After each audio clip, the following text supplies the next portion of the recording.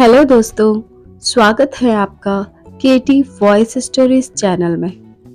दोस्तों, हमारी आज की कहानी है चोर। मैं एक छोटा मोटा चोर हूँ। मोटरसाइकिल पर मास्क लगाकर जाना, औरतों के जेवर उड़ाना और घरों में चोरी करना मेरा पेशा है। एक बार मैं ट्रेन से पटना जा रहा था। रास्ते में मैं एक हादसे का शिकार हो गया। पूरी ट्रेन को नुकसान पहुंचा था। मैं किसी तरह जान बचाकर उतरा। मुझे कम ही चोट लगी थी। मुझे पता नहीं था कि मैं अब कहाँ हूँ कि तभी एक बूढ़ी अम्मा ने मेरा हाथ थाम कर कहा, बेटा, अम्मा से रूठकर तू कहाँ भाग गया था? मैंने चौंक कर पीछे की ओर देखा। तकरीबन 60-65 साल की वह अम्मा मुझे अपना बेटा समझ रही थी। फिर तो आसपास के सारे लोगों ने मुझे बुढ़िया का बेटा साबित कर दिया। मुझे जबरदस्ती बुढ़िया के घर जाना पड़ा। शायद उस बुढ़िया के बेटे की शक्ल और उम्र पूरी तरह मुझसे मिलती जुलती थी। चलो थोड़ा मजा ले लेते हैं, मैंने मन ही मन सोचा। रात को खाना खाने के बाद जैसे ही मैं सोने के लिए कमरे में पहुंचा तो चौंक गया। बुढ़िया की बहू गर्मा गर्म दूध लेकर मेरे पास आई। वह गोरे बदन की खूबसूरत औरत थी। मैं उसे देखता रह गया। अब मैं कभी आपसे नहीं लड़ूंगी, आपकी हर बात मानूंगी, वह औरत मुझसे लिपटते हुए बोली। मुझे तो जैसे करंट लग गया। मैंने हैरानी से पूछा, क्यों, क्या हुआ था? आप शादी के 6 महीने के बाद अचानक गायब हो गए थे। सबने आपको बहुत ढूंढा पर आप कहीं नहीं मिले।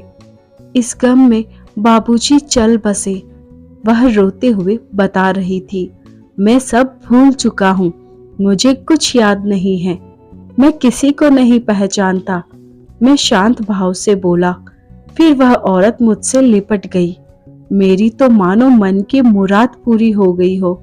मैं भी उसको चूमने लगा और धीरे धीरे हम दोनों एक हो गए। उस औरत ने रात को मुझे भरपूर देह सुख दिया। सुबह के तकरीबन 9 बजे मेरी नींद खुली। मैंने ब्रश करके चाय पी।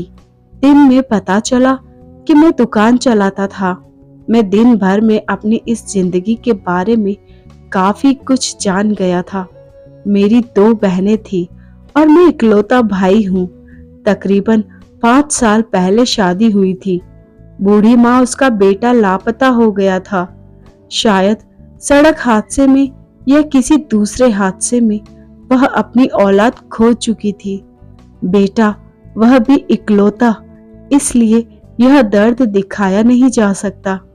दूसरी ओर वह बहू है जो 18 साल की उम्र में ही ब्याह कर यहाँ आई थी। कुछ ही दिनों में पति गुजर गया, इसलिए बड़ी मुश्किल से मिले इस पति को वह संभाल कर रखना चाह रही थी। उनको अब तक उसकी लाश भी नहीं मिली थी।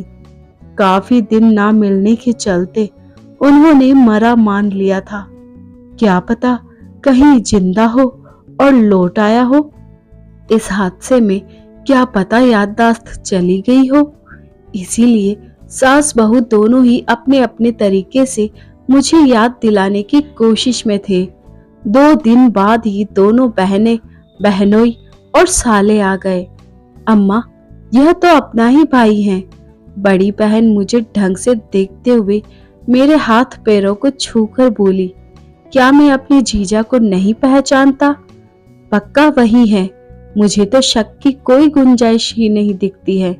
रमेश, मैं तेरा बड़ा साला हूँ, तेरी पत्नी का भाई। साले ने मेरे कंधे पर हाथ रखते हुए बोल उठा। जी कहकर मैं चुप हो गया। बस मैं सबको बड़े ही ध्यान से देख रहा था, मानो उन्हें पहचानने की कोशिश कर रहा हूँ। अरे अम्मा, यह हादसे में अपनी याददाश्त बिल्कुल ही खो बैठा है, बाद में इसे सब याद आ जाएगा। इतना कहकर मेरी बड़ी बहन मेरा हाथ सहलाने लगी।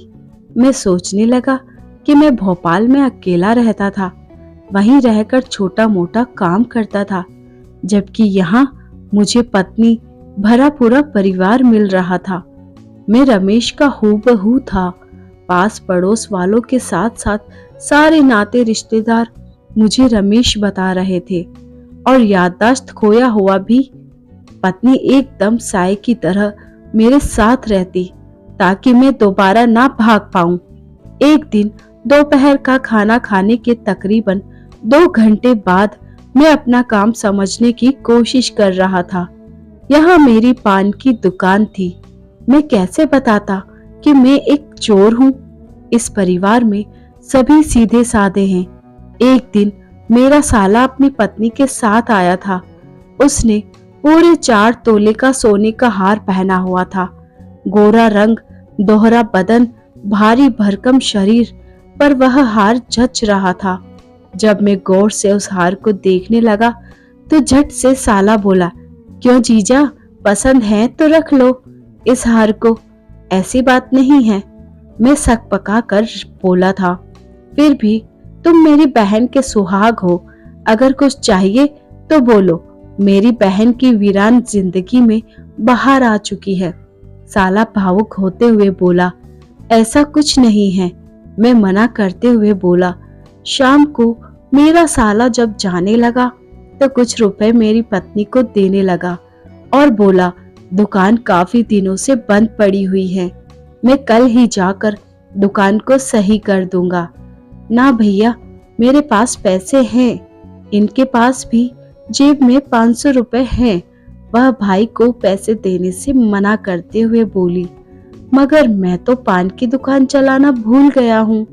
पान लगाना तक नहीं आता मुझे, कैसे बेचूंगा? मेरे दिमाग में तेजी से कुछ चलने लगा। क्या सोच रहे हो जी? साला मानो मेरे चेहरे को गौर से पढ़ते हुए बोला, पान की दुकान मैंने कभी नहीं चलाई है।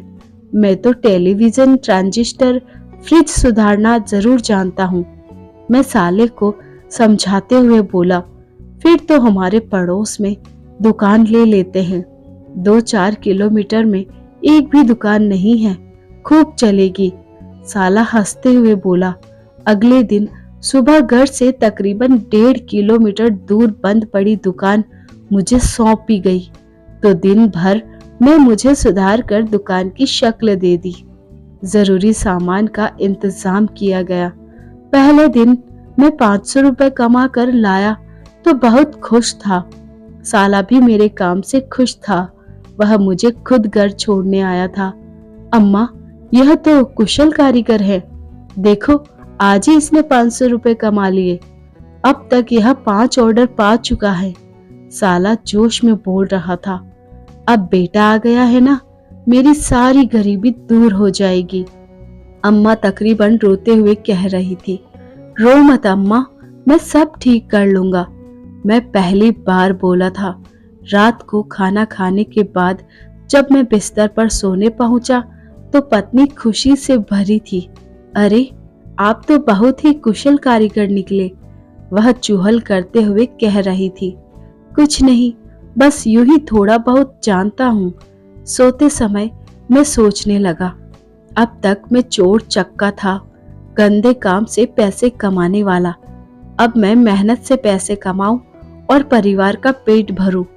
इतना सोचते सोचते मैंने पत्नी के सिर पर प्यार से हाथ फेरा और बोला, मैं तुम्हें अब कभी छोड़कर नहीं जाऊंगा। सच कहूं तो इस सजा में भी मजा था और मैंने पत्नी को अपने सीने से चिपका लिया। तो दोस्तों, यह कहानी यहीं पर खत्म होती है। आपको यह कहानी कैसी लगी हमें कमेंट करके जरूर बताइए।